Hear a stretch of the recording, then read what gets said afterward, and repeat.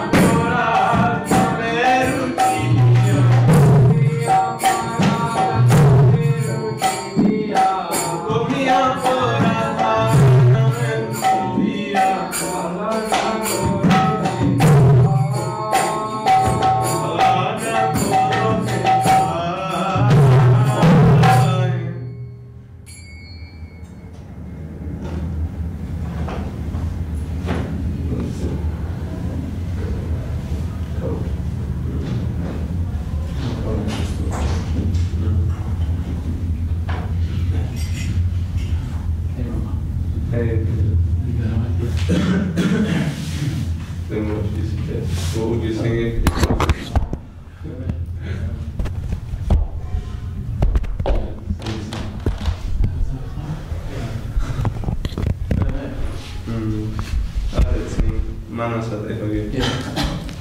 You will take me better. Page that one. 156.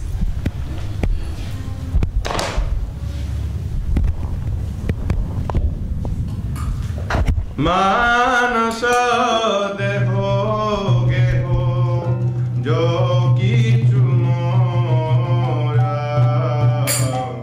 Are pillow तो आपादे नंद की मानस देहो गेहो जो किछु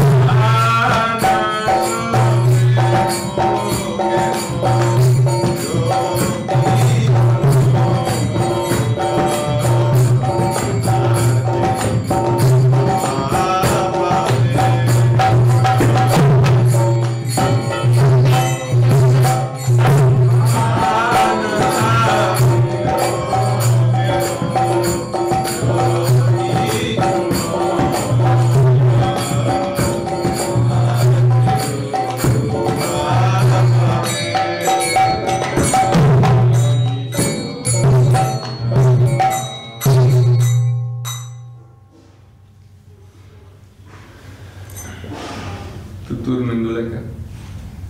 Quer cantar? Paramantaruna Devero, Sripad Prasma, Kavashi Chaitanya Hare. ¿Cantaron varias coreanas? No, la estamos dejando. ¿Te falta? 155.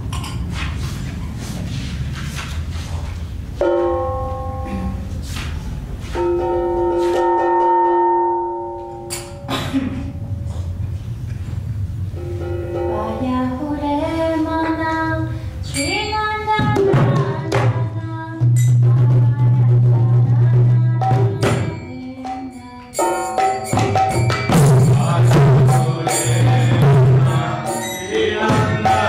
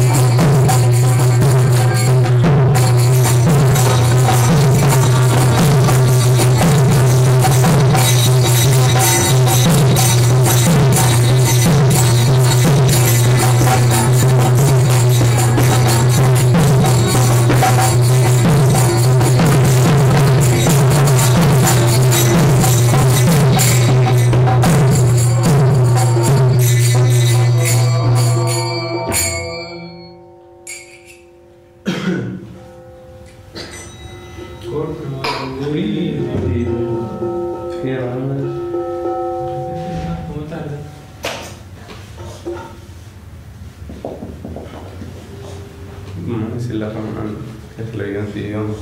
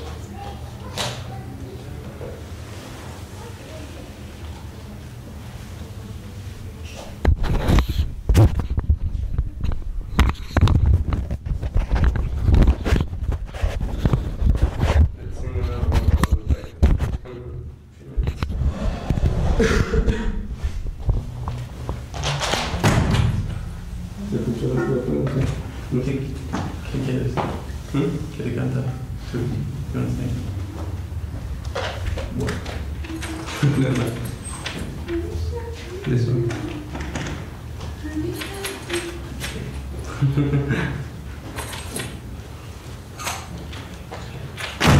सर्वसा तुम्हार चरणे सापिया पुरची तुम्हारा पोरे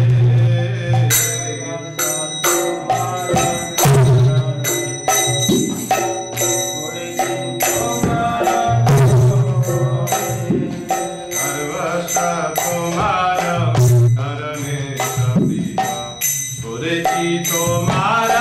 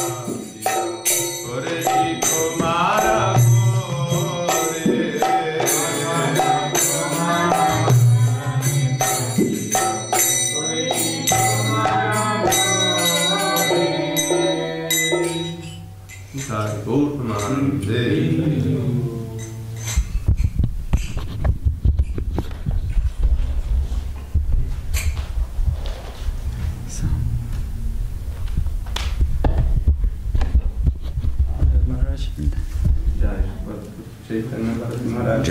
Jai.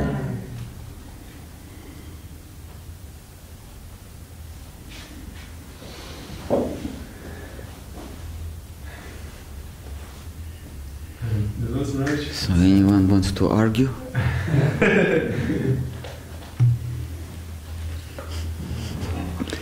It's very, very happy to see you. It's very nice when you come, and it feels like life is more complete when you're around.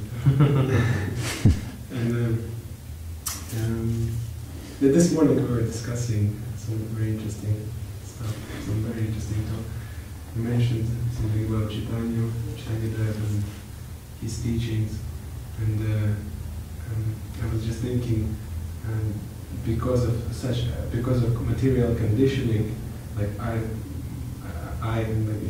cannot perceive the value or the significance of Chaitanya's teaching, but on the other side, I know that you are capable of presenting these things in such a way that even the most conditioned soul can become inspired and amazed by that. So because of that, I just wanted to humbly ask you to say a few words about what Chaitanya Dev brought to this world, and how can we try to move closer to those ideals, and if you would share that, that would be something very beneficial, something very great. Mm-hmm. Actually, in Chaitanya Charitamrita, so in Chaitanya Charitamrita we have, so to say, two sections. One is description of life, Mahaprabhu's life, and another section quite short in volume, but very profound in meaning. It's his teachings. So Srila Sridhar Maharaj, he after his classes, his discussions, we have the book called Golden Volcano of Divine Love. So this Golden Volcano also consists of two parts: the life of Mahaprabhu in short, his movements, his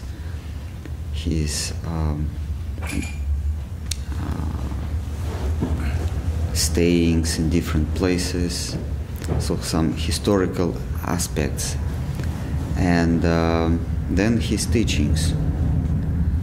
So Mahaprabhu, in his teachings, he gives us something new, some fresh light on ancient teaching of Bhakti, on ancient conception of Bhakti. Bhakti means literally devotion, when someone rejects his own interests and dedicates his or her, better to say, because soul is feminine, and dedicates whole being to someone else. So Bhakti may be applicable to anyone, any relations with superior and inferior. So inferior in these relations is Bhakta, and superior is Bhagavan. So Bhakta and Bhagavan, the connection is called Bhakti. One who belongs to Bhagavan. Bhakta.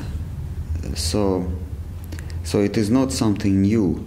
You may be Shiva Bhakta, Ganesha Bhakta, or Prime Minister's Bhakta.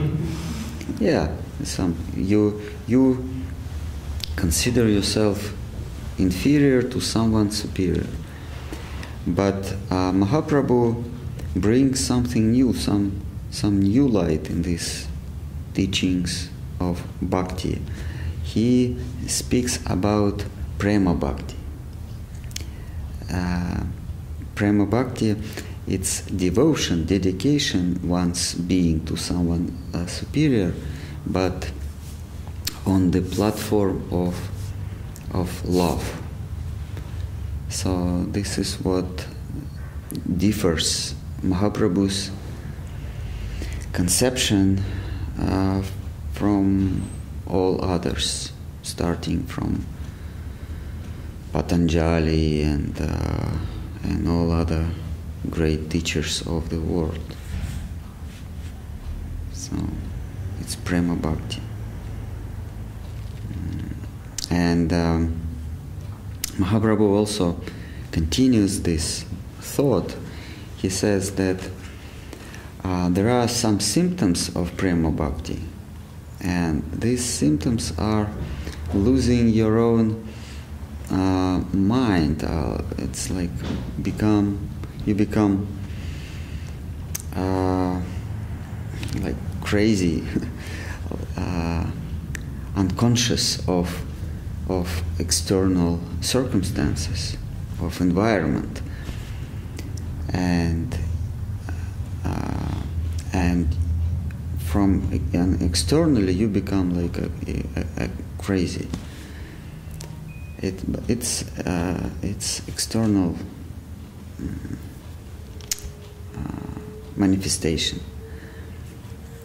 and internally you always are connected to that superior. You always in the position of bhava. Bhava means some aspiration, some subtle feelings. So like this.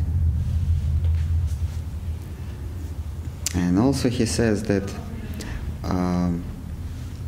Prema Bhakti, as we say of Prema, we talk of Prema Bhakti.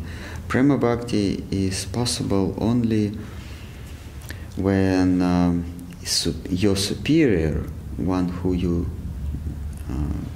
belong to, is beautiful. So Srila Maharaj uses this word, reality, the beautiful. Prema Bhakti is not possible with someone, Aishwarya, someone who is omnipotent, who is omniscient, all-pervasive, and all other symptoms of greatness.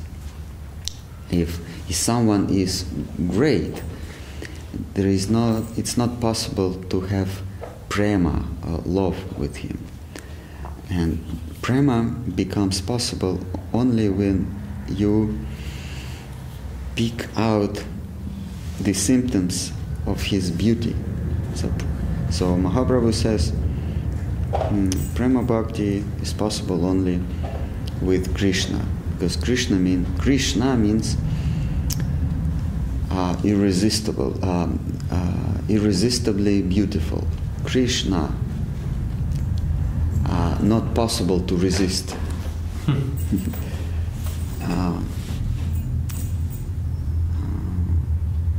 So love is only possible with him, not with Vishnu, Narayana, and all other manifestations and avatars of that supreme being, Bhagavan, Swayam Bhagavan, with all others, or with all other manifestations of that reality, the beautiful.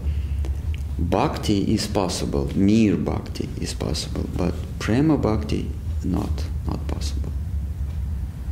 So these are the key points of Mahaprabhu's teachings. Of course, not all of them, but some. See, he also introduces something new about Sambandha, Abhideya, and Prayojana.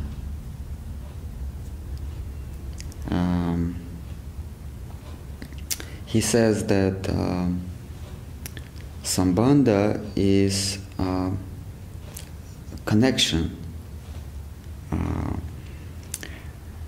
and this connection is established when someone tells you about the supreme reality. If someone just meets you and tells you there is supreme reality, the land of cows and cowboys, called Goloka. The land Goloka means literally the land of Govinda. Govinda means one who collects cows and lands. He likes to collect more and more because he is very lusty. So Govinda, he collects, he gets more and more. And that land where he wants to collect more and more cows and go means also senses. So he collects our senses and cows. So if someone approach you and says there is a land of cows and senses collected by some tricky person, then immediately in that very moment your connection with that land established. That is called Sambandha. And then Mahaprabhu says there is Abhideya. Abhideya means the method of going there, of ascending to that plane of reality. And that method is Seva Mukha. Seva Mukha means service with your face directed to Krishna. Face means allegorically. Face means with all your attention. Like you may do some seva, some service to your fellow ones, but not looking. Like I cook to my husband or to my wife, but I just do some. I look my TV, but I do some seva. It's not seva mukha, because seva mukha means you look at that. You understand? So this is Abhideya, service with your full heart, or with your face directed to the object of your service. And then he introduced such conception as prayojana. Prayojana, sometimes prayojana is misunderstood as the goal, but it's not the goal. Prayojana means the motivation, the motive, why you doing that. So when in some books you read the love, prema, love is prayojana as a goal, that means your supreme goal is love, but it's not. actually Mahaprabhu says the motivation of your moving towards Goloka is love. It's not the goal, but it's some force that pushes you up. Love. So Mahaprabhu gives these three conceptions. Connection, the way to reach the object of your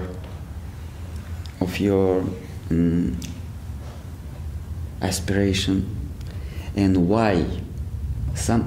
What is the force that makes you moving? And this is love. So of course, Mahaprabhu tells many other things, but in a nutshell, this is what his teaching is about. Any arguments or threats?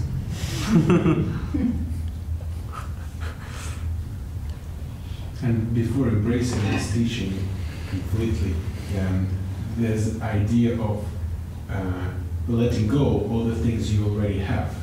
So surrendering and letting go everything you already hold up to in order to embrace the real thing. And is there any particular advice of how it could, how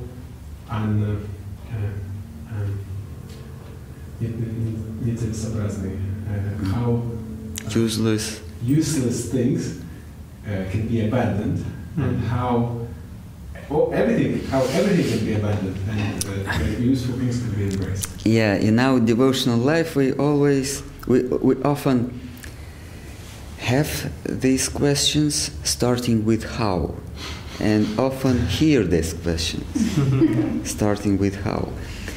So if in future, in any time you have that question how, the answer is always the same. Mahaprabhu gives this answer. Trinada api sunichana, taror api sahishna, manadina amanina. So if any question how rises in your mind, this is the answer. So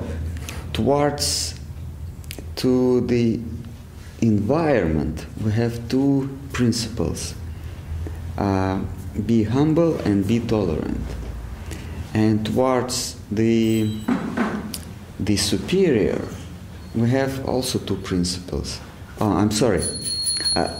Towards the superior, towards the Krishna, we have two principles: humble and tolerant. And towards the external life, the material environment, we have also two principles: respect anyone and don't aspire to be respected by anyone. That's it. And then you answered the question how to reject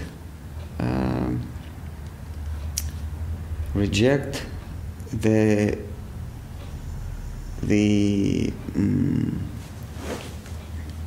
things that you accumulated in your life. Be humble and tolerant and respect anyone. When we say to reject things that we accumulate, the most dangerous thing is our good name. We think that first our name belongs to us. This is my property, my name, Mr. Such and Such, or Mrs. Such and Such. And secondly, good name. I'm not just Mr. John, I'm good Mr. John. People, I'm respected. Maybe not by everyone, but by someone. So this is our main property. We think that I am something important. So I have good name, good reputation. I'm famous for this and that. And this is very difficult to reject because it's very subtle. So, Krishna says, Mahaprabhu says, be tolerant and submissive. Tolerant means anything that we face in our life is sent to us by Krishna. If in all calamities, in all bad environments, we have to understand that this is all arranged by Supreme Lord. Because we every day chant Hare Krishna, Mahamantra, and but sometimes we chant mechanically. Of course, most of the time we chant consciously, but sometimes mechanically. And when we chant mechanically, we forget the meaning. And the meaning is, Krishna, don't let me alone. Hare Krishna means, Krishna, don't let me alone. Somehow or other, engage me. Don't let me to forget you. So when some bad things happen, someone calls you names, or takes your property, takes your fame, we have to understand that we ask Krishna that he arranged things in such a way that we don't forget him. So Krishna does that. So that means be tolerant. Whatever happens to us is arranged by Krishna, being asked by us. So in this way. And these difficulties in life, do they help to surrender? Is it something we... Sometimes yes, sometimes not. Krishna, in Bhagavad Gita, Krishna says, some people in calamities, some people surrender to me, but some people gets more, so to say, more... Averse. Yes. More angry with me.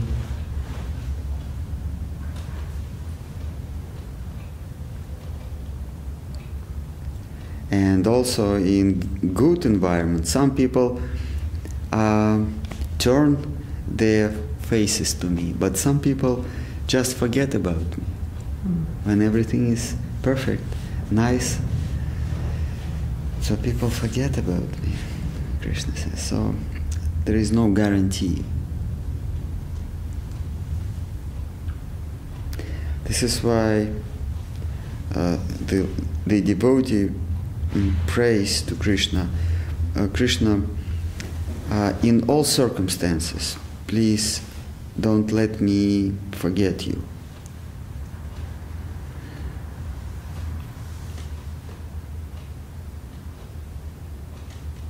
Like we remember Dhruva Maharaj, he is the king of the highest plane of universe. Above him only Vaikuntha. So, and he always keeps on his head lotus feet of the Lord and in his heart, though he is the omniscient king. And Bali Maharaj, he is still the king of serpent kingdom, and he also remembers Krishna. And we have another examples like Lord Indra. Sometimes he forgets about Krishna. Even Brahma himself, he forgets. So in our human plane of existence, sometimes we enjoy, sometimes we suffer. And in our prayers we ask Krishna, please let me smarana, always remember you in all circumstances.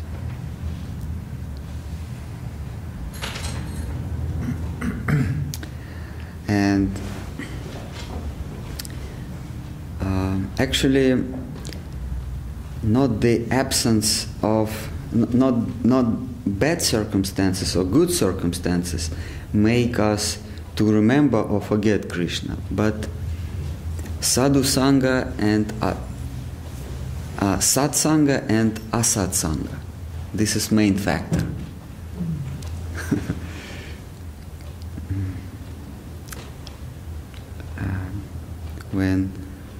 When we are in association of devotees, we always remember of Krishna, no matter how bad or good circumstances are for us externally. But when we are away from devotees, we tend to forget the Lord in bad or good situation.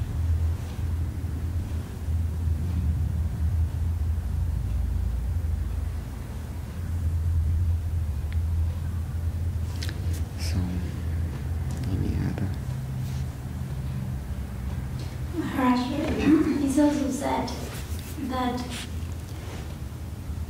you can do so much service, or you cannot, or you can be surrendered or less surrendered. But at the end, it's all nothing moves without the will of Krishna. So if Krishna would like you to go back to Goloka Vrindavan, you can be a demon. Like it, obviously, talking about Krishna's pastimes, of course. Mm-hmm. And if it's Krishna's will, that will happen. How to balance that? Because everything depends on Krishna's will. And I mean, how much can we do? Actually, it's not possible to cheat Krishna. If we have lusty desires for this illusory environment, but we say Krishna, Krishna, Krishna, we don't cheat him. He is the truth, and you cannot cheat the truth. So he always looks in our heart, and we can pretend to be a devotee, but actually we have demonic tendencies, and Krishna looks through us and see everything. But we can cheat his devotees. We can pretend to be devotees in society of devotees, because devotees don't have that bright vision as Krishna. So we can cheat them. And when they think that you are a devotee, then they will tell this to their master. And their master, even knowing that you are a demonic person, he cannot resist by obeying to desires of his devotees. And then he purifies you. He takes away the desires of being a possessor.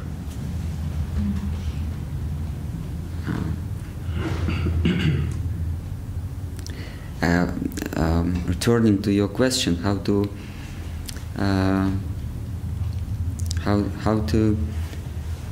turn to Krishna Seva and forget about things that ties us up to this world.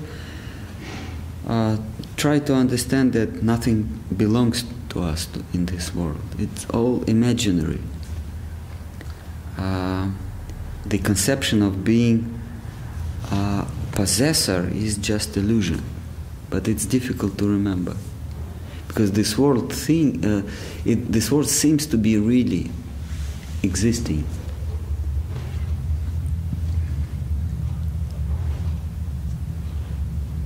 as Socrates said, Greek philosopher, he said, in this world there is no straight line, there is no circle, there is no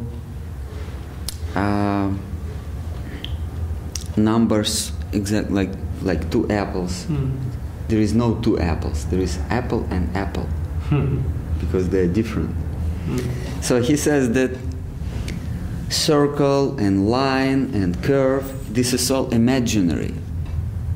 And 1, 2, 3, so one object, two object, three object. It's all imaginary, but still you live in this reality, because it's so you bend the reality to the illusion, and you keep on living, and then you get accustomed to illusion, and then you think that this is real.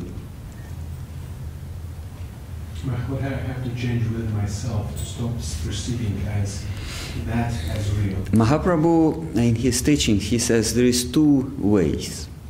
One is jnana. One is jnana, by contemplating and analyzing this world. Analyzing means to take away by parts this world and realize that this is all these things that around me, they are just conceptions, and conceptions are in my mind, like circle. If you look around, you won't find the perfect circle. The perfect circle only is in my mind. Okay, not perfect circle, like conception of some bend, like oval. Still, you won't find the oval that you conceive. You find something different from your perception. Your conception. Huh? As an idea. Yes. So this is the first method to understand that this is all illusory. It's all land of conceptions. I mean, not a conception, but perceived conceptions. There is land of conceptions which is called Vaikuntha. There are perfect circles, perfect lines, perfect blue, perfect black, white, red, perfect everything, because it's conceptions. And here, this is the land of perceptions. How we perceive the conceptions, this is what this world is all about.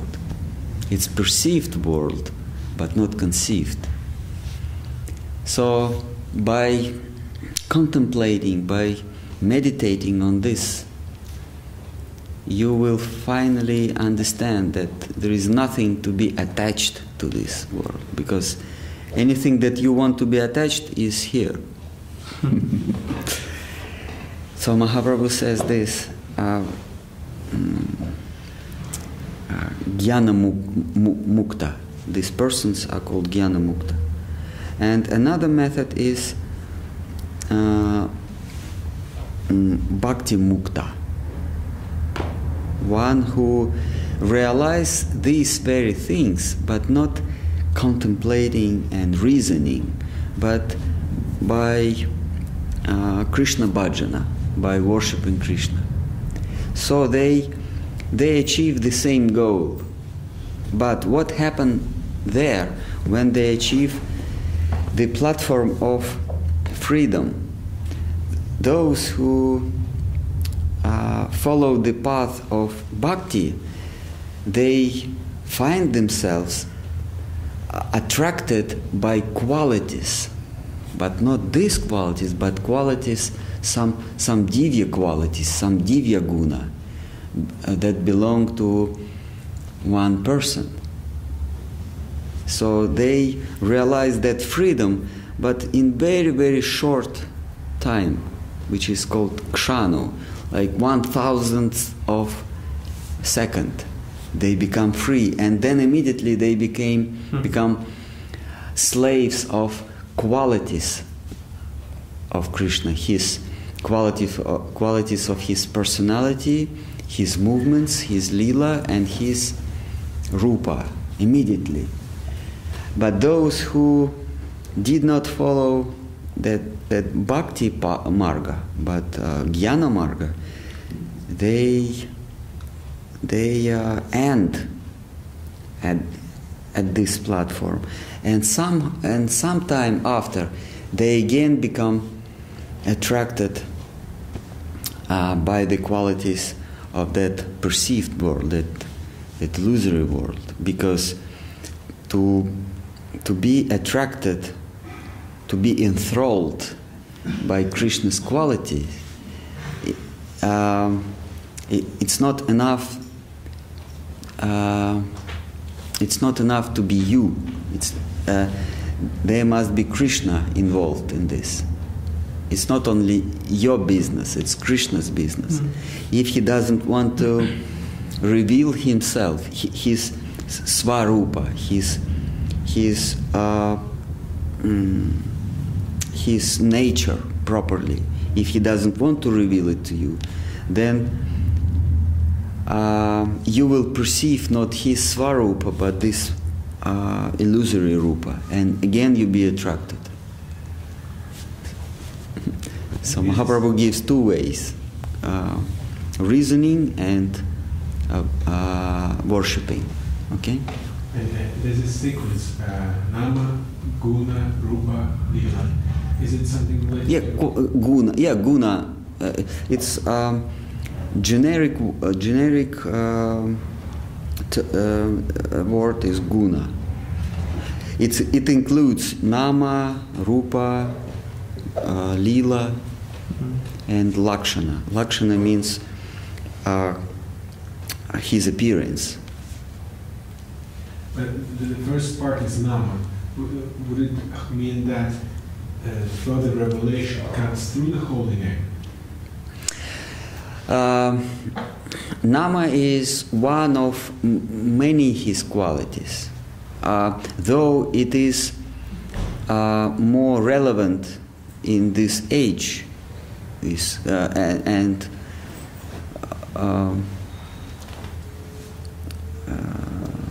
It's recommended, nama, his name, but a living soul may be attracted to different guna, different qualities of him. And Mahaprabhu also gives this example. He said that for Kumaras, they were attracted by his smell, not his name, but his smell. And 100-something girls,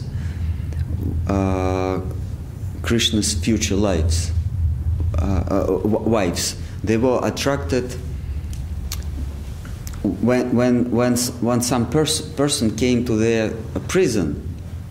He started talking about Krishna, so they attracted by his leelas. So that person, I forgot, some Brahman came to that prison where they were put by the demon, the son of earth. And that Brahman spoke to them about Krishna. He said, Krishna is such and such. He liberated that Rukmini. He stole Rukmini from her wedding ceremony. So he told some stories about Krishna. And they were so attracted, and they wrote a letter, please, Krishna, release us from that. So Nama is not the only guna of Krishna, but to us it's more important.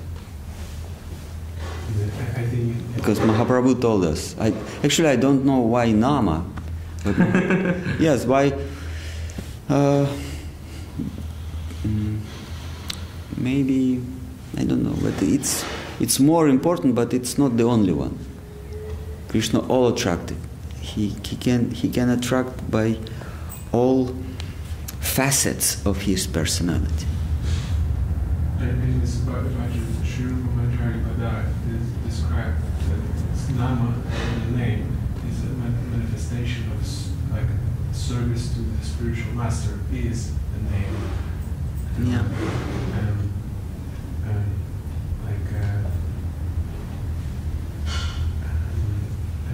How such a reality can be perceived through the service? Huh? How this reality could be perceived through the service? No, it's easy. You perceive this reality because you want to possess it. You don't see things that you cannot use for yourself. You just don't. You just see them. You are not able to see things that cannot be used by you. Everything that you see, you know how to apply it in your life. So once you change your consciousness from exploiting to servative, then you start noticing things that you can serve to, but not to exploit.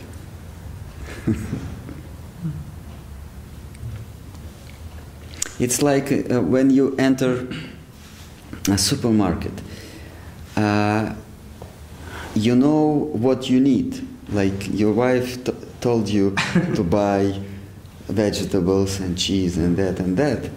So you enter there and you see only what is in the list. Other things you just skip. Because you are programmed. So Maya Devi, she gives us the big list of things that we can exploit. Many things. Actually, everything that we see, it's in the list.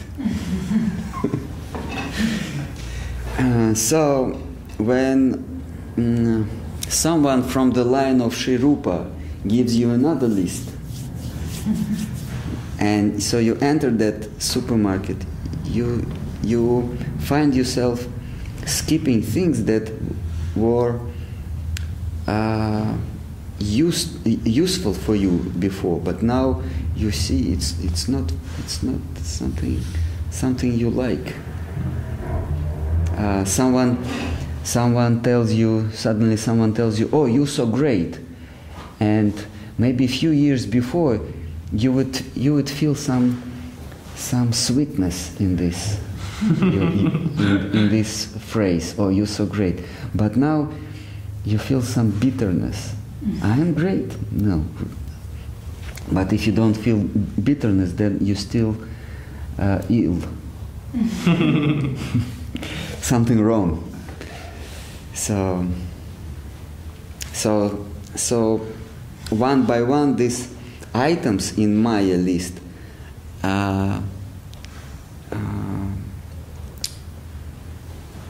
becomes non-visible.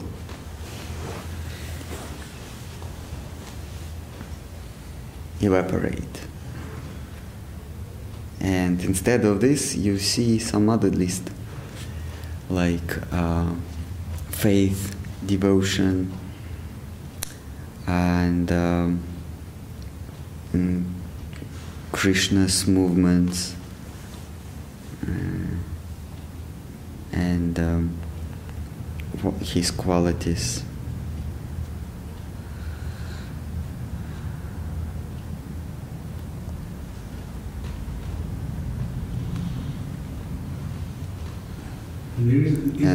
And suddenly you don't like the monologue of Tom Hardy and like monologue of some lady speaking to Bumblebee. It's more, it's sweeter than Tom's Hardy, whatever.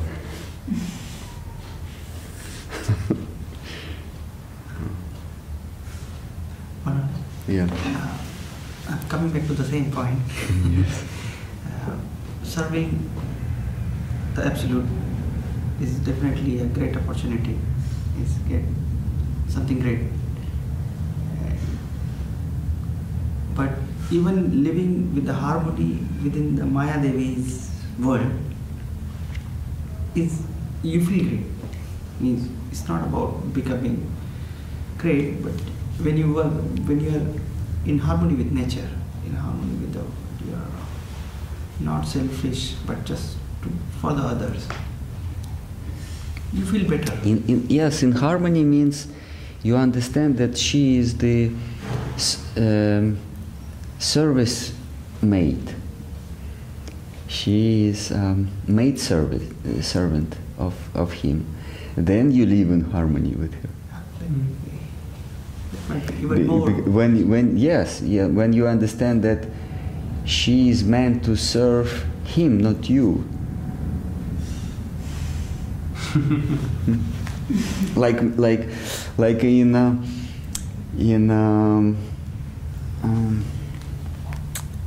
a hotel, if you check in check-in hotel, and in the morning maidservant enters to clean your room, and if you forget that she serves to her boss, then you become slusty and you just pull her in your bed. It's not in harmony.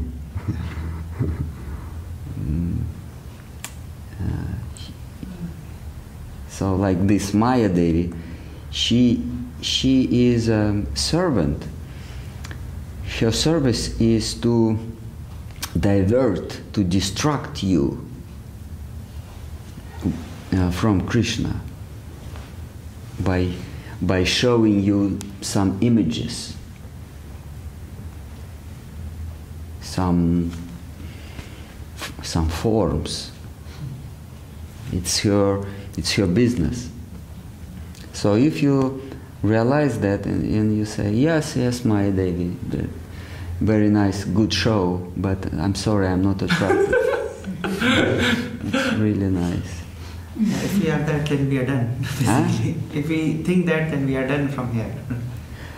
Yeah, then we live then we realize that Maya Devi actually it's another face of Sri Radharani.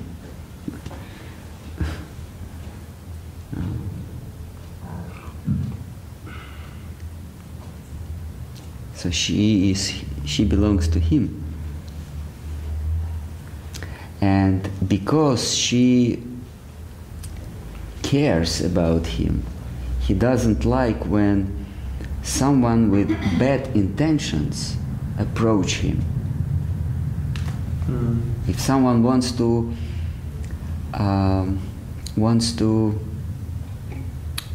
hurt Krishna by using him, by exploiting him, she as being a faithful counterpart of him, she keeps these people away. These lusty souls away from her beloved one. It's her business. Actually, it's not that Krishna tells her, now distract these persons from me. No, it's her desire, her intention. And when she understands that particular living soul is not going to exploit her beloved one, then she opens the gate. She said, okay, come, and you can take any position of this servitude world, You can be within that group, within that group, within that group. And some rare lucky ones, they are admitted to special group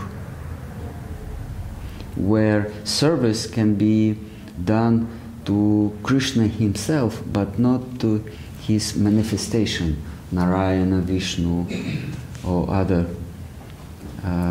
24 Vishnus. There are 24 Vishnus and many other avatars, Lord Ramachandra, and etc., etc. So, any other arguments? Exclamations?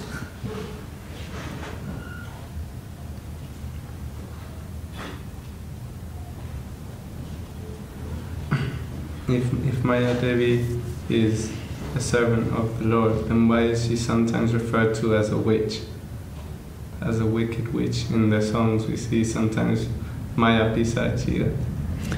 Yes, it's here. Durga or Maya or Bhavani, whatever. Bhadra. It's her. Her face is Kali. It's all her. It's energy. Energy is only one. It's Srimati Radharani. She is the only energy. There is no energies beyond her. But she is many mukha, many faces, from ugly witch to a face of devotion and faith. Why she is pishacha, like wicked face? He has wicked face.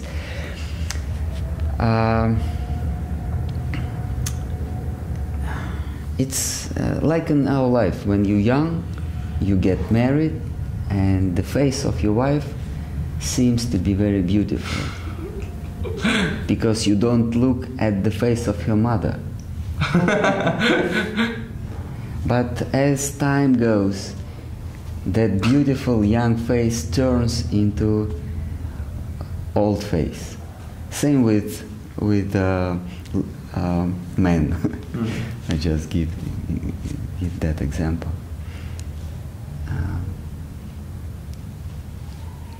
So when we're attracted to this Maya, she gives us many images, like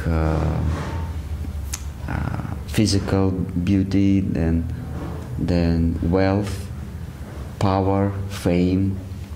It's all her faces, and these faces are very sweet to us, very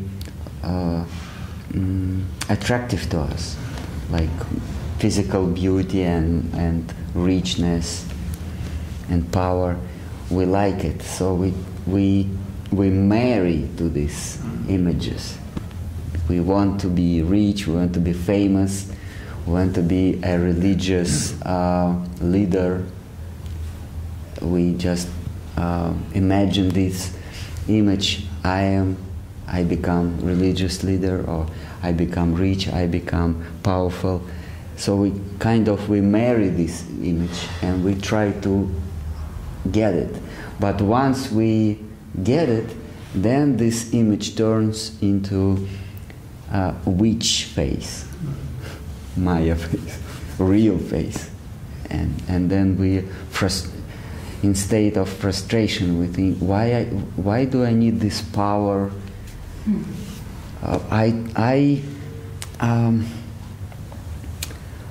I worked hard all my life to be powerful, but now I'm weak and I don't like it anymore because many people jealous around me. They want my position. So this, you want to become a famous superstar, so you become superstar, but then someone makes an application against you and then you suffer. So you want to be superstar, like nice face, Maya's face, a famous, but it turns into witch face, pishacha face, ugly, and you suffer.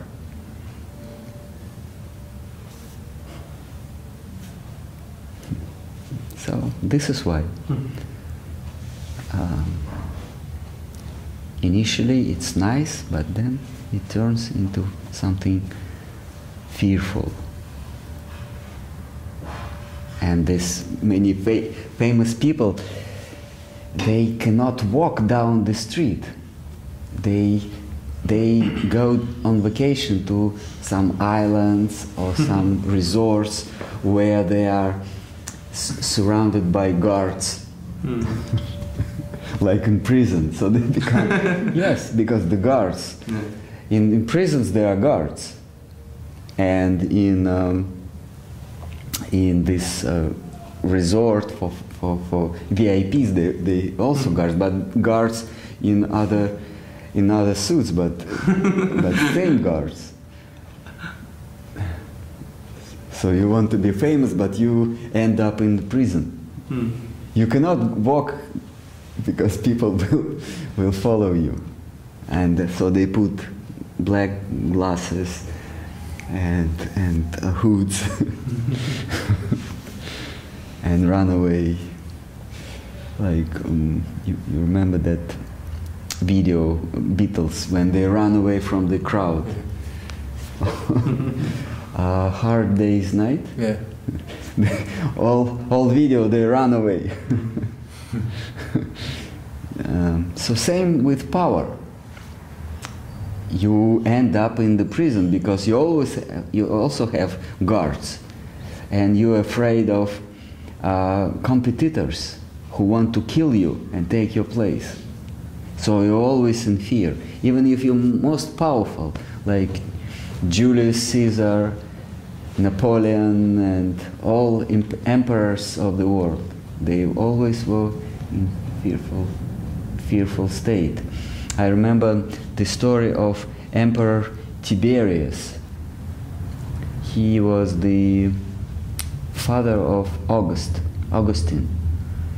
So he lived very long life. Like he died when he was 94, and last 20 years he lived in a small island in the sea, and it was not approachable, and only 10 people lived with him. So he ruled his whole Roman Empire from that island, because he was afraid that in Rome someone killed him. And once there was some disturbance in Rome, so he went there and he managed the situation, and on the way back he lost his consciousness, fell. Yes, like painless. And his closest guard, like a friend, he took a ring from his finger. That means he became a new emperor. And when he woke up again, he found that his ring was missing, but he couldn't do anything.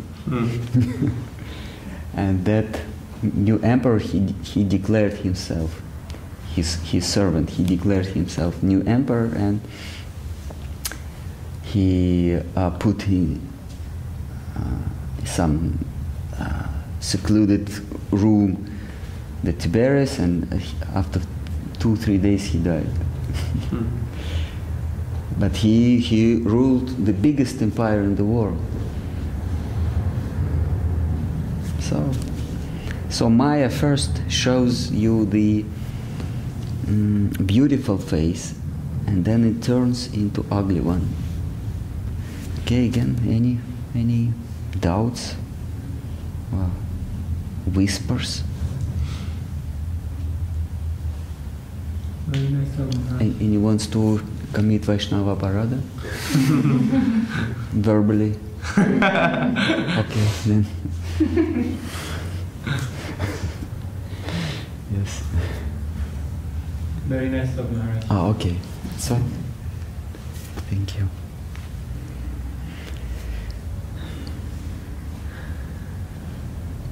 So, okay, Hari Hara. Prabhu, you from Bengal? You from Bengal? No, no. Okay. Then we're gonna do Bharati. Okay.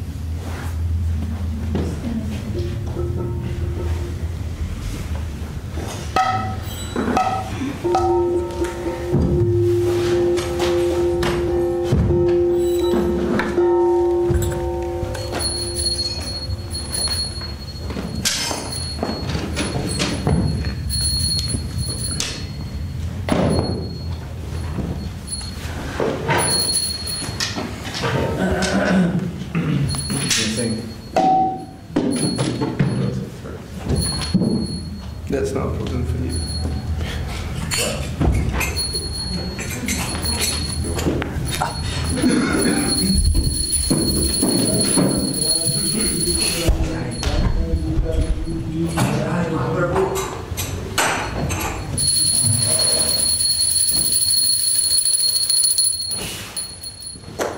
Aja Shri Krishna Chaitanya Prabhu Nityananda Aja Shri Krishna